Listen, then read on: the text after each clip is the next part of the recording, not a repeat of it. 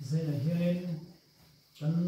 circle leader of secretary thing khop maya tiang thil pui tak tak ham tiang chuanin a zo om ka ti thina marot chu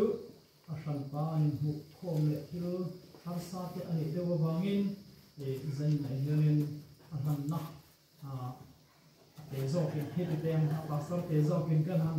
mang mai tu ri chu le te khakun mang yo ma sengin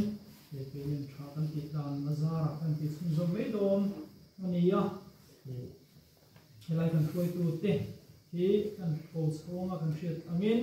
president atan evangelist lo dinga cher put ngain lo chu sengin Sodonia Representing Vice President atan evangelist ilang mga isang Secretary tan evangelist Malsogdonga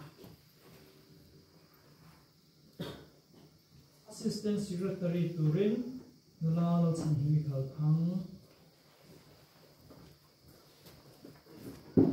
Treasurer Tan Hian Evangelist Lorna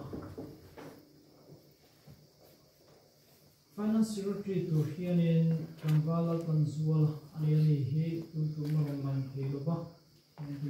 Hiloba Religious Activities Chairman Tan Kamvala Izuala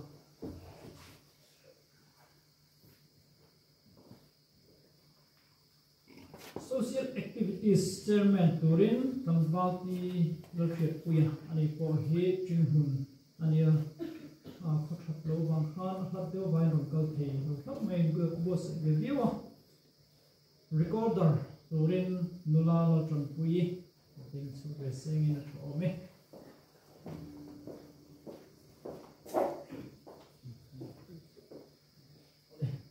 Lo Ome Kan Hruaitu Ten Nia Kan Seng Khan An Veng Hi Kan Soi Lang Lova An Veng Kan Soi Lang Le Lo Kanga An Na Mun President akan khan Evangelist Laro dinga cherput hi Sailutar ra ania Vice President tan akan khan Evangelist Tila Mungai Sang hi Ratu ania Secretary akan khan Evangelist Malsogdong hi Daro na ania Assistant Secretary akan khan Su Nulal Sanhimi Kalthang hi Van Bong ania Treasurer tan kan khan Evangelist Lorna ha his kordai ni in Finance Secretary tan kan khan hi Rumbal tan zul hi Khawruhlian ania Religious Activities Chairman tan kan khan Rumbal hong zul sum pui ni in Social Activities Chairman tan kan khan ti lo hriat pui hi Jinghun huwa ania Recorder tan kan khan chu nulala tan pui hi Khan Pui ani ve thung ani ti kha introdon ania chuanin unrei lo na turin pathian hena he tung trai akan nenga he ni ho hi kan thin thianga chuanin lai mai pe lo thin thianga dam song chin lo hunai lo mai chi mai ma pathian hena oh thin thiang ko ne